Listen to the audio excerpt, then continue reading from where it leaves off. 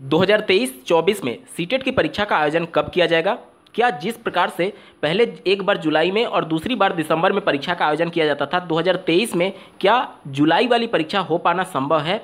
कब तक हो सकती है परीक्षा? नोटिफिकेशन कब तक आ सकता है? इसके रिगार्डिंग डिटेल में बात करेंगे, अंत तक जुड़े रहिएगा।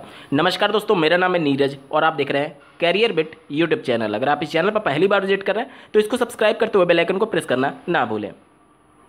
आरटी एक्ट के अनुसार ये बातें मेंशन की गई हैं कि जो भी एग्जाम कंडक्टिंग बॉडी है, जैसे कि केंद्र में सीबीएसई बोर्ड और राज्यों में राज्य सरकार के अंतर्गत अलग अलग आने वाली संस्थाएं, उनके द्वारा 2 बार की शिक्षक पात्रता परीक्षा का आयोजन किया जाएगा। लेकिन सीटेट जो पहले सीबीएसई बोर्ड के द्वारा आयोजित किया जाता था, जब ऑफलाइन होती थी, तब वर्ष में 2 बार आयोजित होते थे। लेकिन जब से परीक्षाएं ऑनलाइन हुई हैं, तब से 2 बार नहीं बल्कि एक ही बार अब हो पाना संभव दिख रहा है। जहां तक बात करें 2023 में जुलाई वाली परीक्षा को लेकर के, तो जब ऑफलाइन परीक्षा होती थी उस समय अगर जुलाई में परीक्षा होना है तो उसका नोटिफिकेशन फरवरी में आ जाता था। तो अभी तक 7 फरवरी तक तो सीटेट दिसंबर 2022 के लिए एग्ज़ाम ही होने हैं। उसके बाद से ऑफिशियल जो आंसर की आएगी वो जारी होगा। उसके बाद से रिजल्ट जारी करते करते फरवरी 2023 या फिर मार्च 2023 का फर्स्ट वीक आ चुका होगा।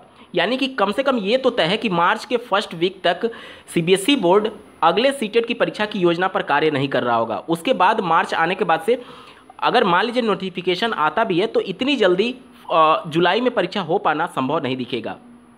इसलिए जुलाई की परीक्षा को स्किप करते हुए सीबीएसई बोर्ड अब एक ही बार आयोजित करने की प्लानिंग में होगा और निश्चित तौर पर अगला जो सीटेट की परीक्षा है वो दिसंबर 2023 में आयोजित किया जा सकता है, दिसंबर और जनवरी 2024 को मिला करके। जिस प्रकार से लगातार पिछले 2 बार से परीक्षाएं आयोजित हो रही हैं, जैसे सीटेट दिसंबर 2021 का मामला आपने देखा, सीटेट दिसंबर 2022 का मामला आपने देखा।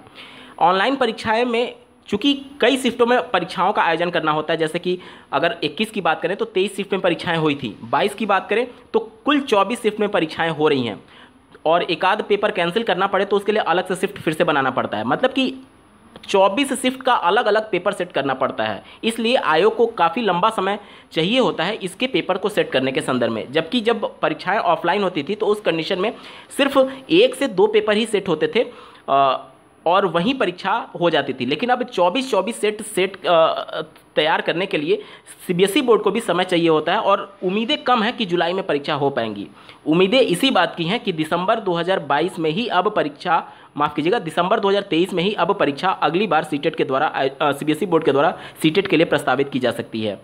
अगर बात करें इसके नोटिफिकेशन की तो देखिए, इस बार जो सीटेट की परीक्षा हुई थी, जुलाई में एक बार पब्लिक नोटिस जारी करते हुए सूचना दिया गया कि अगली सीटेट की परीक्षा दिसंबर में हो सकती है। हो सकता है कि जुलाई तक आपको एक नोटिफिकेशन देखने को मिल जाए कि अगली सीटेट कब होगी। इसके बारे में एक ऑफिशियल न्यूज़ सीबीएसई बोर्ड दे सकता है। और जहां तक नोटिफिकेशन की बात है तो वो अगस्त सितंबर के आसपास आएगा और अक्टूबर से आपका आवेदन लिया जाएगा और दिसंबर में जिस प्रकार से इस बार परीक्षाएं हुई हैं उसी प्रकार से आपकी परीक्षाएं प्रस्तावित की जा सकती हैं। जुलाई में होने की संभावना कम है, क्योंकि ऑफलाइन होने में जिसमें एक ही से 2 सेट केवल तैयार करना होता था, उसके लिए भी फरवरी से आवेदन लिए जाते थे। इस बार मार्च तक तो आपका रिजल्ट ही घोषित होता रहेगा। तो अभी उसके बाद से सीबीएसई बोर्ड के जो हाई स्कूल और इंटरमीडिएट के बोर्ड एग्जाम होते हैं वो भी कराने हैं, सीबीएसई बोर्ड को ही आयोजित कराना है। तो सीबीएसई बोर्ड शायद जुलाई वाली परीक्षा पर फोकस नहीं करे, क्योंकि समय भी कम है और अगर जुलाई में परीक्षा कराना होता तो अब तक नोटिफिकेशन पर ये सभी बातें चल रही होती।